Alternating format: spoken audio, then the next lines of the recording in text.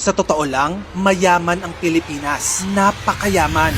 Tayo ang numero unong exporter ng coconut sa buong mundo. We're the second biggest producer of nickel in the world. Isang metal na ginagamit sa paggawa ng battery. Tayo rin ang pangalawang pinakamalaking importer ng saging sa buong mundo. At kung usapang ginto, pasok tayo sa top 20 gold producers in the world na may 4.2 million ounces of gold reserve. At yung mangga natin, specifically ang Carabao Mango ng Guimaras, ay tinaguri ang sweetest in the world ng Guinness World Records. Number 3 din tayo sa buong mundo pagdating sa pinya. Tayo rin ang top 5 sa copper deposit sa buong Asia. Metal na ginagamit sa kable, appliances at devices. Kung biglang mawala ang Pilipinas sa mapa, mayayanig ang buong mundo. Madidisrupt ang supply ng mga resources na dito lang sa Pilipinas matatagpuan. Pinagpala tayo ng saganang natural resources na noong 1950s ay kinaiinggitan pa tayo ng buong Asia. Mataas ang tingin sa atin ng Singapore na naghihirap noon. Dumadayo pa ang mga taga-Thailand dito para mag-aral sa Universidad ng Pilipinas noong 1960s. Our country had promising potential back then. Ang tingin nga ng ibang bansa sa atin noon, we were unstoppable. But what stopped us was ourselves. Hindi lang ng mga sarili natin, kundi ang mahigit na 377 years ng pananako. Kasi kung may subject lang sa mundo na rich in natural resources, pasado ang Pilipinas with flying colors. Ayon sa US Geological Survey ng 2023, Pilipinas ang top 2 nickel producer sa buong mundo. Yung nickel ay parang vitamin ng modern world. Ginagamit ito sa paggawa ng baterya ng cellphone, laptop at electric cars. Pati na rin ang stainless steel ng mga building, kusina at ospital. Kaya sa bawat Tesla na umaandar, sa bawat iPhone na hawak mo, may parte ang Pilipinas dyan.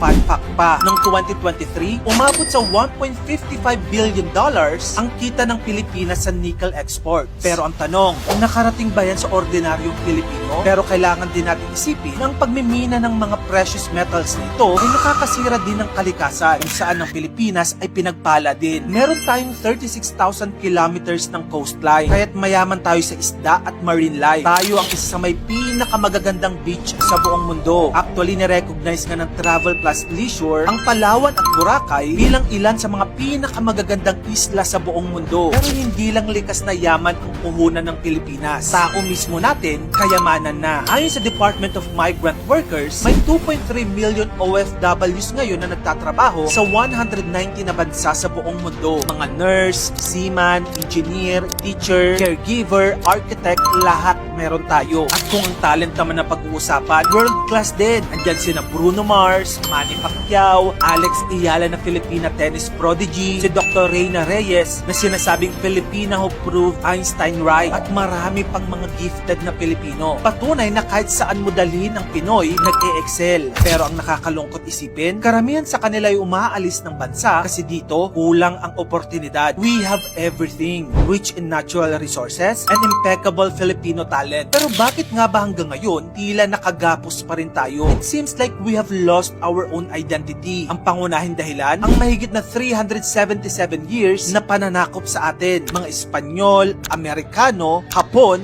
na halos 4 na siglo tayong ginapo sa sarili nating bayan. Kaya kahit ngayon, utak natin, kolonya pa rin. Na ang banyaga, magaling. Na ang lokal, laging kulang. Na ang politika, para lang sa mayaman. Kaya mga kamagkano, tandaan, hindi tayo mahirap na bansa. Tayo ay mayamang bansa na ninakawan ng bulok na sistema. Kung gusto mo pa na magayto pang klaseng content, dito lang yung channel ko, kaya follow ka na. Mag-subscribe ka na rin sa aking bagong YouTube channel. Yun lang, maraming salamat sa panonood.